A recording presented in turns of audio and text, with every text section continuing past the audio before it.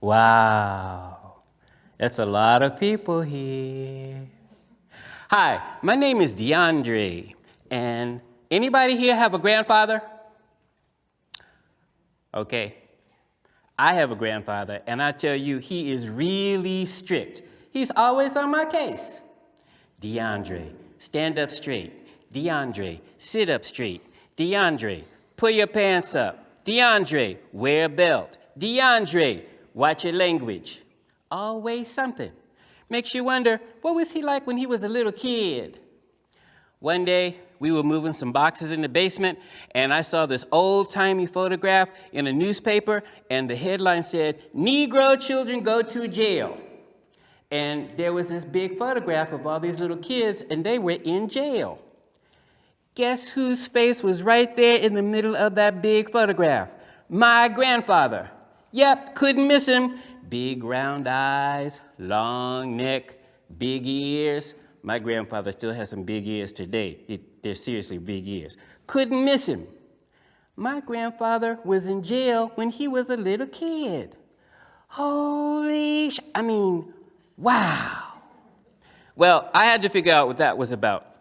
As it turns out, when my grandfather was a little kid in the South, they had a lot of signs, and some of them looked like this, colored, and some of them looked like this, whites only.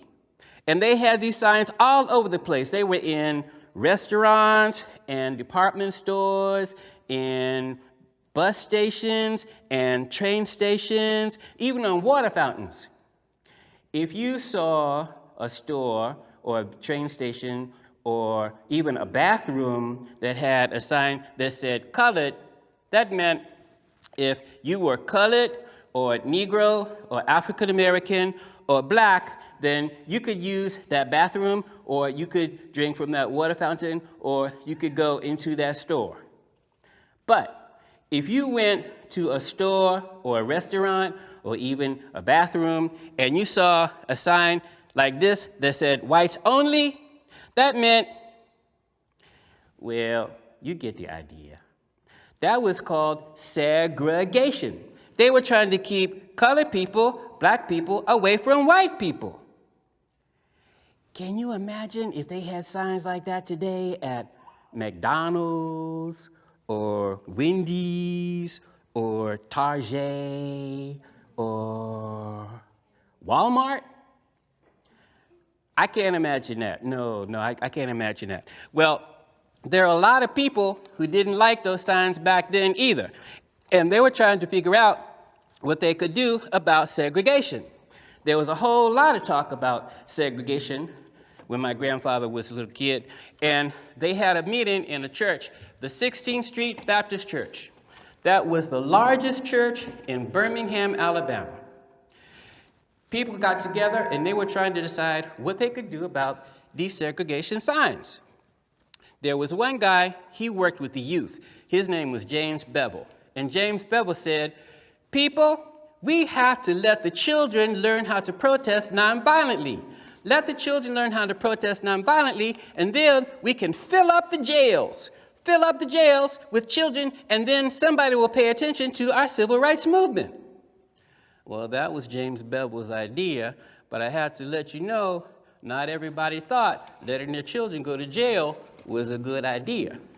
In fact, there was a lot of discussion about children going to jail and learning to protest nonviolently. But the Reverend Shuttlesworth, he was a reverend in Birmingham, Alabama, and Reverend Shuttlesworth said, "You got to use what you got."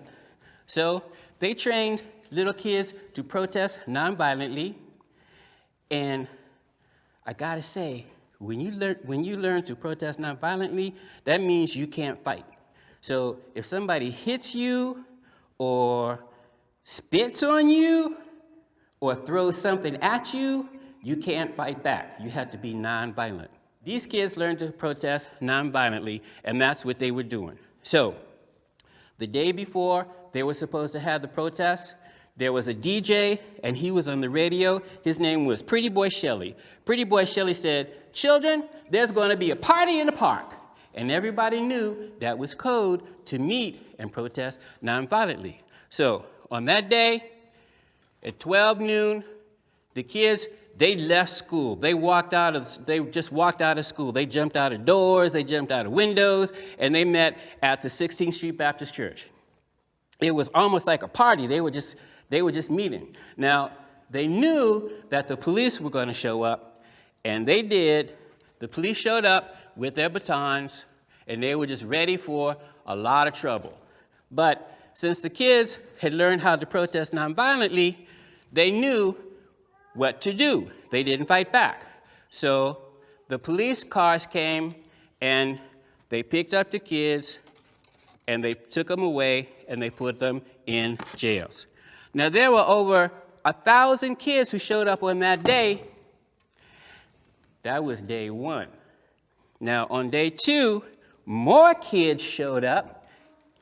They came from all over Birmingham, Alabama, and they came from other cities too, because they heard about the protests and protested nonviolently. Now, they didn't have Uber back then, and a lot of these kids didn't drive, so some of these kids came from as far away as 19 miles on foot. They were walking just so they could protest nonviolently. And on that day, the police showed up and attack dogs showed up. I want you to know these attack dogs were really mean. These attack dogs were trained to bite you and tear your clothes apart and just cause great pain. Attack dogs. Also, the fire department showed up. The fire department showed up and they turned on their water hoses.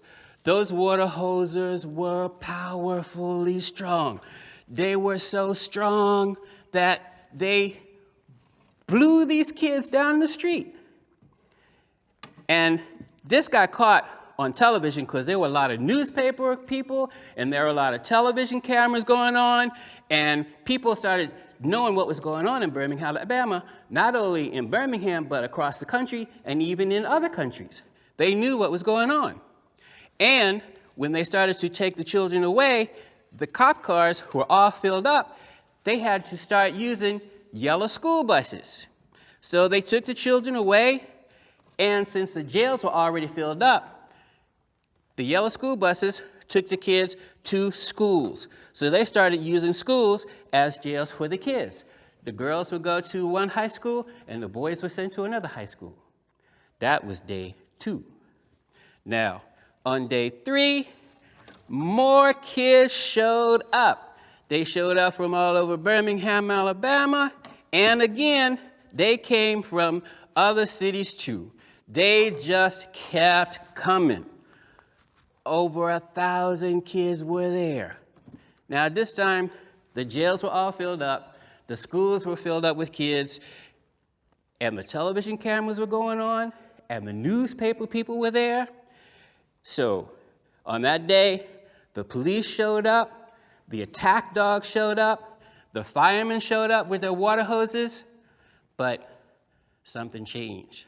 On that day, the firemen didn't turn on their water hoses.